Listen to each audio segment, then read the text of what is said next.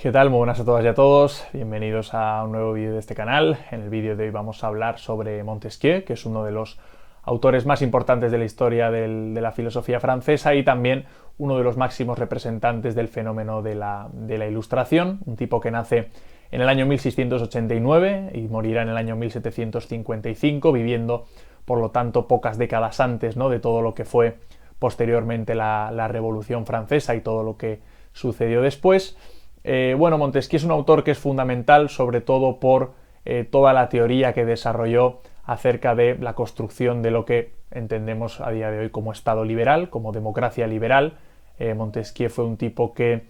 quiso reformar las instituciones de su tiempo y, pues construyó lo que posteriormente serían las bases fundamentales de las democracias liberales que a día de hoy conocemos en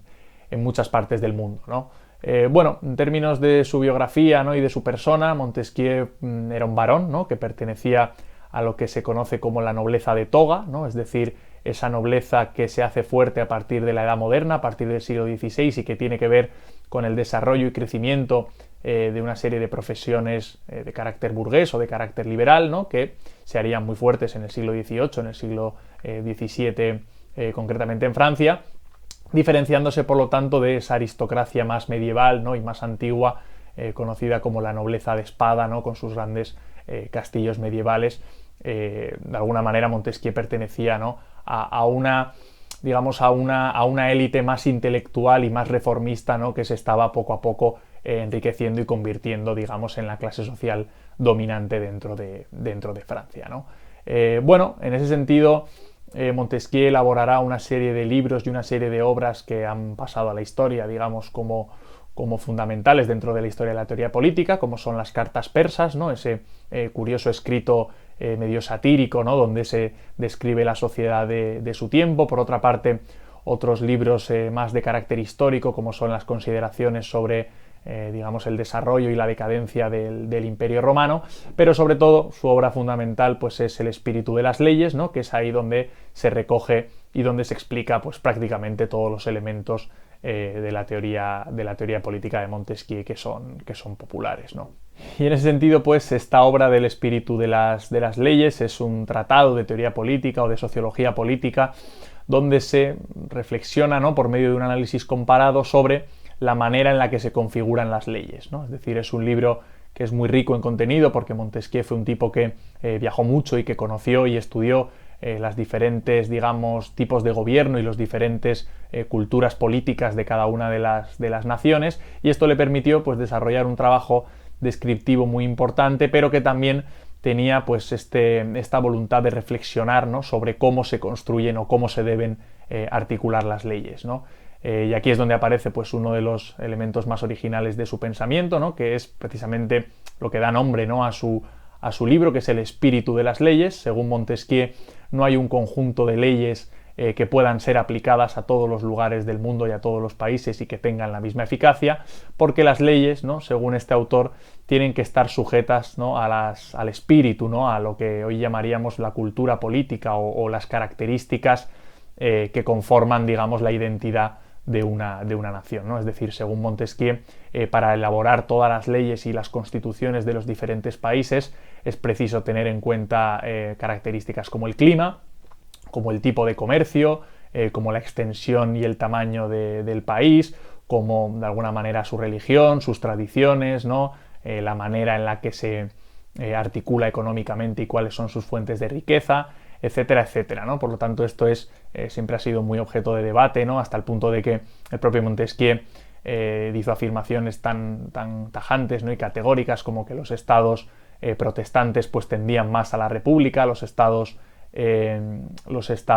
católicos tendían más a la monarquía, ¿no? En definitiva, una serie de afirmaciones que no tienen un sustento científico, pero que sí que, ayudan a la reflexión, ¿no?, a la hora de entender, según Montesquieu, cuáles son las características o cuáles son los elementos a tener en cuenta a la hora de construir, las leyes de un determinado país.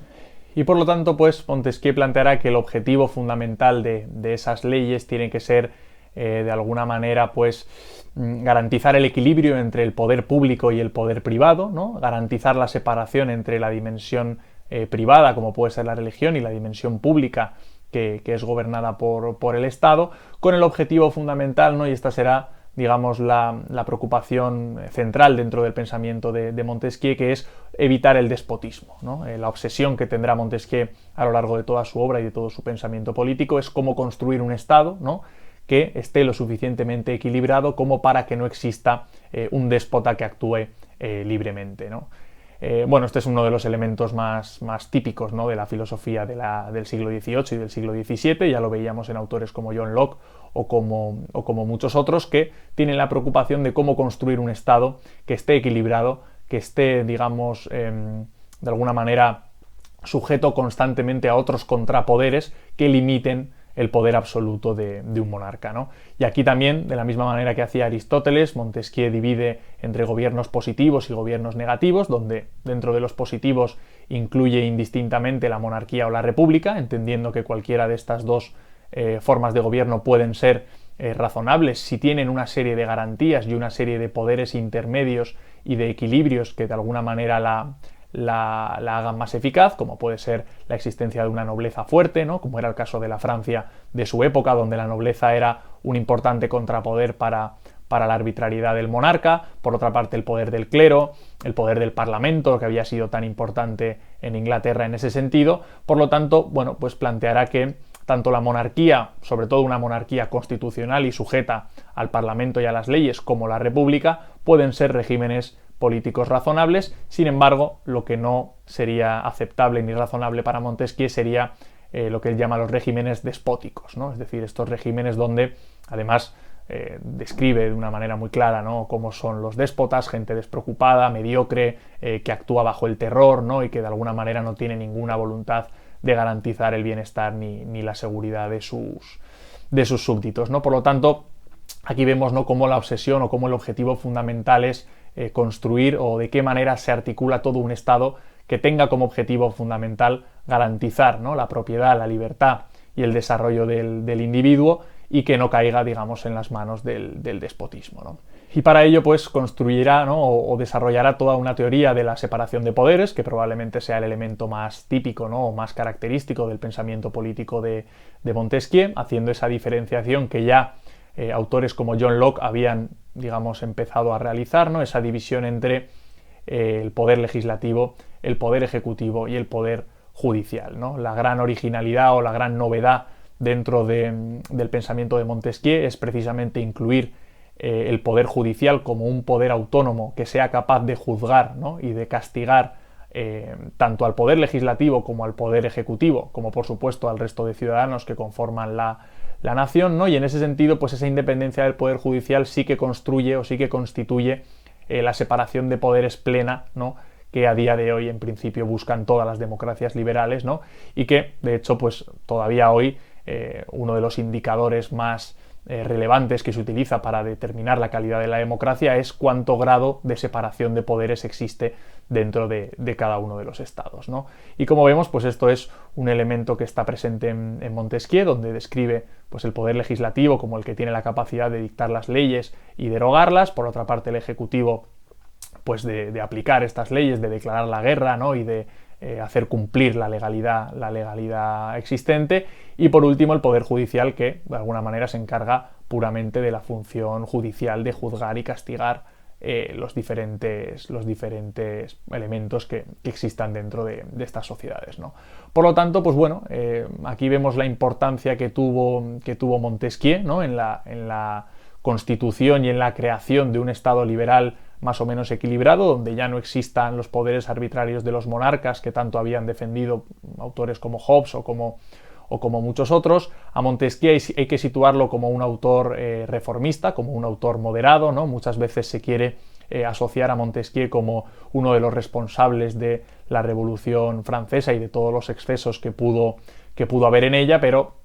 a diferencia de Rousseau y Voltaire, que sí que tenían un carácter mucho más revolucionario, Montesquieu simplemente, bueno, pues reflexionó sobre cómo evitar, dentro incluso de los marcos de una monarquía, cómo evitar que los poderes de los gobernantes fueran excesivos, ¿no?, y cómo construir un Estado equilibrado y que estuviera sujeto constantemente a